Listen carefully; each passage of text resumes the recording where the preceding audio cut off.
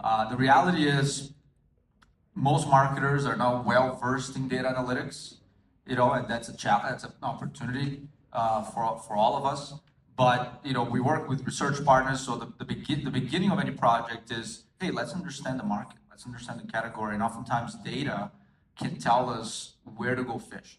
Okay, I think that is a good place to start. Understand, how is the category performing? What is roughly the size of the market in terms of people, in terms of value?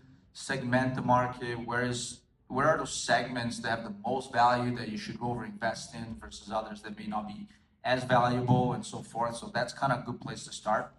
Now, data from a marketer standpoint, it's only half of the story, right?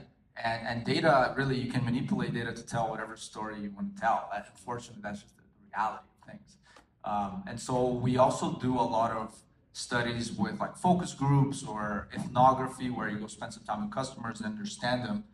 But the reality is, whenever you're doing qualitative research, those are not representative samples. So now we're starting to talk a little bit data language here, right? So a statistically representative sample in marketing, you want to reach about 95% level of confidence, okay? And so if you're only talking to 10 people, you can't really extrapolate that to the entire category. Like if you go to a focus study and 5 out of the 10 people say, we love spicy food. Well, can you take that and now extrapolate that, then 50% of the population loves spicy food? Not really, right? Can you go and extrapolate that Latinos, I'm Latino, I'm from Brazil, love, 50% of them love spicy food?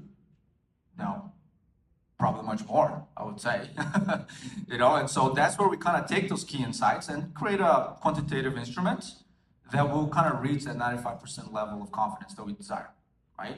And then we select in the sample, it's another process, right? And so if you want to get a 95% level of confidence on a population of 40 million, oftentimes 400 people is enough. Now, if you want to understand, how about Albertans? How about Ontarians? Well, the deeper you get, now your representative sample starts getting watered down. And so you need another 400 in Alberta, maybe another 400 in Ontario. So now your total sample is 800.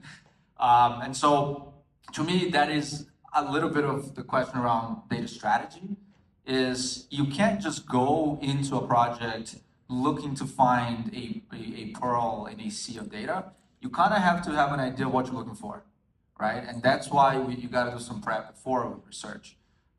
Because if you go in, you're going to get lost. You're going to spin your wheels, waste money, waste time. And so I always say, go into a data set with a hypothesis to prove or disprove, right?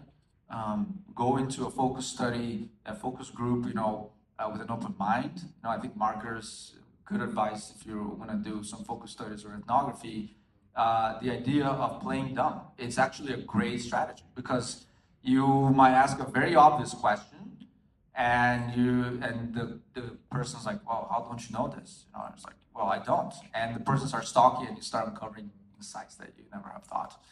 But anyways, in a nutshell, right? I think that's a little bit how marketers approach data strategy.